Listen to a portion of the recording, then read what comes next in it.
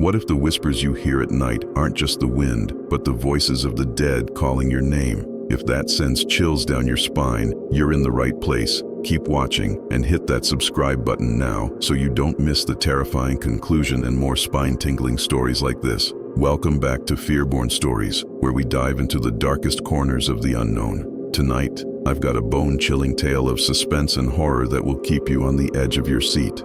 But before we begin, if you're new here, smash that subscribe button and turn on notifications. Don't forget to like and comment below what scares you the most. For the full story and more episodes, subscribe now and join our community of thrill seekers. Now, let's turn down the lights and enter the world of The Whispering Shadows. This is a complete, original English horror and suspense story exceeding 20,000 words. Word count, approximately 22,500. It's structured for YouTube narration, with building tension, chapters for pacing, and cliffhangers at natural breaks. Narrated slowly, with eerie music overlays.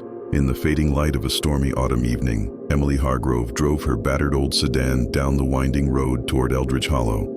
The town wasn't on any major maps anymore, forgotten by time, shrouded in perpetual mist from the surrounding Blackwood forest. She'd inherited her grandmother's house there after the old woman's sudden death, a place Emily had only visited as a child, filled with vague memories of creaking floors and shadows that seemed to move on their own. The GPS on her phone flickered erratically as she approached. Recalculating, it droned for the umpteenth time before going silent. Emily cursed under her breath, glancing at the rearview mirror where her reflection stared back, pale and weary from the long drive. She was 28, a graphic designer from the city, escaping a failed relationship and a dead-end job. This inheritance felt like a fresh start, or at least a temporary hideaway. As the first raindrops splattered the windshield, the sign for Eldridge Hollow emerged from the fog, rusted, barely legible, with vines creeping over the letters like fingers. The town itself was a relic. Victorian houses sagging under the weight of years, empty storefronts with boarded windows and street lamps that buzzed faintly, casting yellow pools of light on cracked sidewalks. No one was out. The streets were deserted, as if the residents had vanished into the gathering dusk.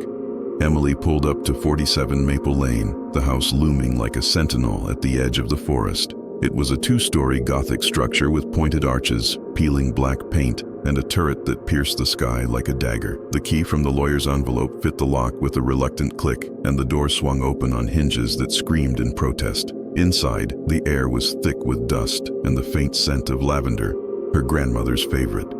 Emily flicked on the light switch, but the bulb popped with a spark, plunging the foyer back into shadow. She used her phone's flashlight, sweeping it over antique furniture draped in white sheets, like ghosts frozen in time. "Hello?" she called out, her voice echoing unnaturally. No answer, of course. She was alone, or so she thought. That first night, as she unpacked in the upstairs bedroom, Emily heard it. A soft whisper, like wind through leaves, but with words she couldn't quite make out. She froze, heart pounding, straining to listen. It came from the walls, or perhaps the floorboards. "Just the house settling," she muttered, shaking it off. But as she lay in bed, the whispers returned, louder this time, murmuring her name. "Emily." She bolted upright, sweat beading on her forehead. The room was ice cold, her breath visible in the air. Outside the window, the forest swayed in the wind, branches scratching at the glass like claws. Emily pulled the covers over her head, telling herself it was imagination, but deep down, a seed of dread took root. The next morning, sunlight filtered through grimy curtains, banishing the night's terrors. Emily explored the house, finding her grandmother's diary in a locked drawer she pried open. The entries were cryptic. The shadows whisper secrets. They know what happened in 72. Must keep them silent. What happened in 72, Emily wondered, but the town library might have answers. She decided to venture out. Eldridge Hollow's main street was as empty as the night before. The few locals she saw, a grizzled shopkeeper, an old woman rocking on her porch, averted their eyes, muttering about outsiders stirring things up. At the library, a dusty building that smelled of mildew, the librarian, Mrs. Abernathy, eyed her suspiciously. "Hargrove, you're Eleanor's granddaughter. Best not dig into the past. Some things are buried for a reason." But Emily persisted, pulling old newspapers from the archives. In 1972, a series of disappearances rocked the town. 5 children vanished from the forest edge, never found. Rumors of a curse, whispers in the night driving people mad. Her grandmother had been the last to see one of them alive. The article ended with a chilling quote, "The shadows took them, and they hunger still." As Emily left the library, a chill wind whipped up, carrying faint whispers on the breeze. She hurried home, locking the door behind her. That evening, as rain lashed the windows, the whispers grew insistent. "Join us, Emily. Join the shadows." She barricaded herself in the bedroom, but sleep eluded her. In the dead of night, a shadow detached from the wall, slithering across the floor toward her bed. Emily screamed, but no one heard. Days blurred into a haze of unease. Emily tried to rationalize the whispers, old pipes, wind tunnels in the house, but they followed her now, even outside. In the grocery store, as she reached for a can of soup, a voice hissed in her ear, "You're next." She dropped the can, spinning around, but the aisle was empty. She confided in the only friendly face she found, Tom Riley, the town mechanic, a rugged man in his 30s with kind eyes and a scar across his cheek. They met at the diner, where fluorescent lights buzzed like angry bees. "Everyone here's got stories about the Hollow," Tom said, sipping black coffee. "Your grandma was convinced the forest was alive, said shadows weren't just absence of light, they were entities feeding on fear." Emily laughed nervously. "Sounds like superstition." Tom leaned in, voice low. "In '72, my uncle was one of the missing kids. They found his shoe at the forest edge, covered in black slime. No body. Folks say the shadows drag you in, make you part of them." That night, Emily dreamed of the forest. Trees with bark like twisted faces, branches reaching for her. She woke to scratching at the door, not the front door, but her bedroom door. Heart racing, she grabbed a poker from the fireplace and flung the door open.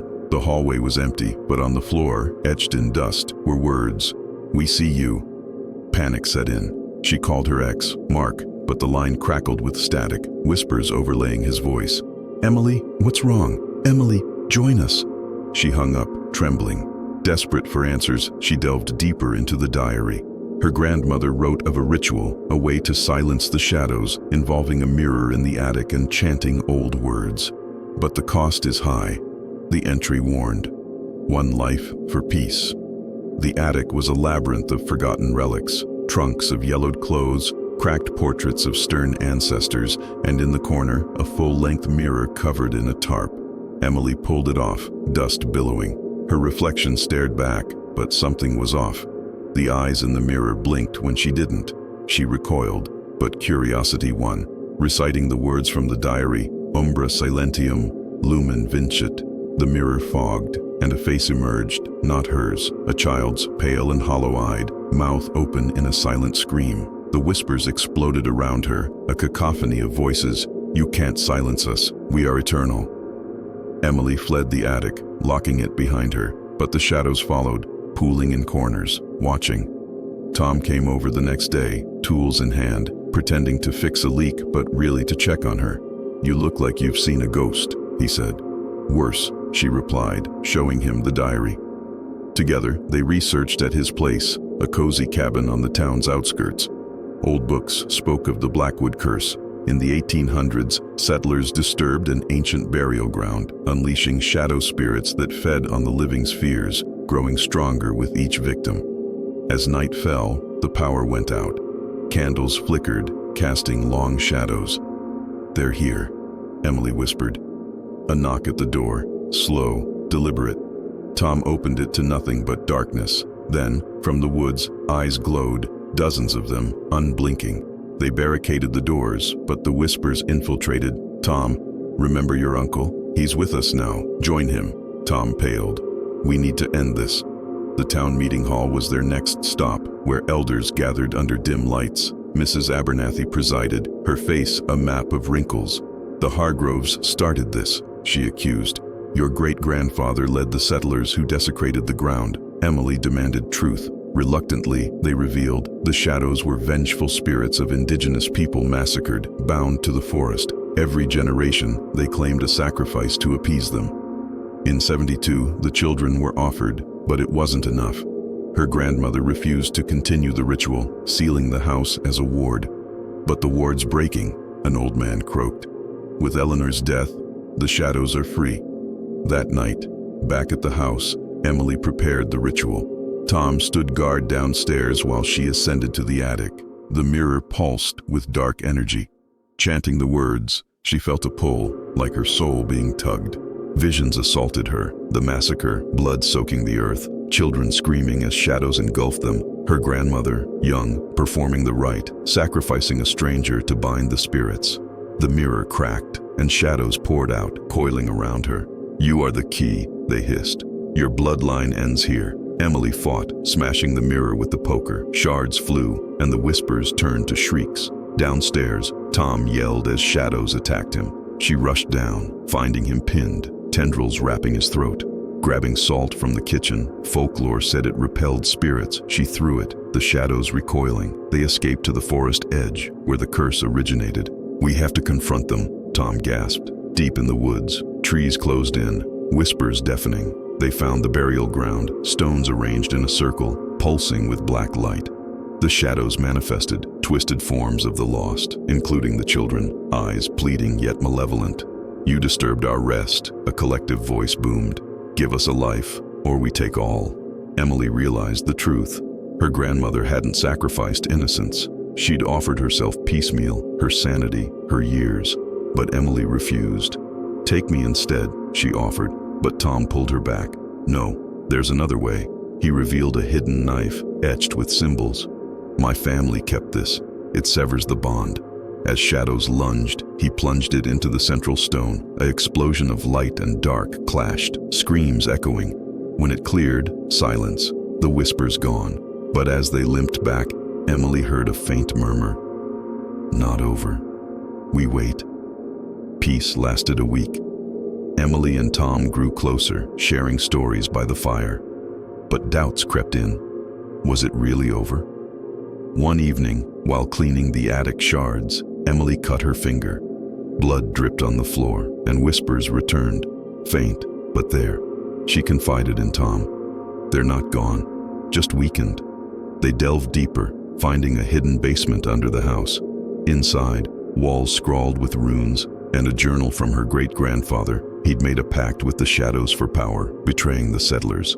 The curse was man-made, amplified by guilt. That night, shadows regrouped, stronger. They attacked the town. Residents reported whispers, disappearances. Emily and Tom rallied the elders for a final ritual at the burial ground. Under a full moon, they chanted, offering apology, not blood. Shadows rose, furious. Betrayal. A battle ensued. Shadows versus light from torches. Emily faced the leader, a spectral chief. "Forgive us," she pleaded. His eyes softened. The pact breaks with truth. As dawn broke, shadows dissipated, whispers fading to wind. But in the epilogue, years later, Emily hears a faint whisper in her new city home. "We remember."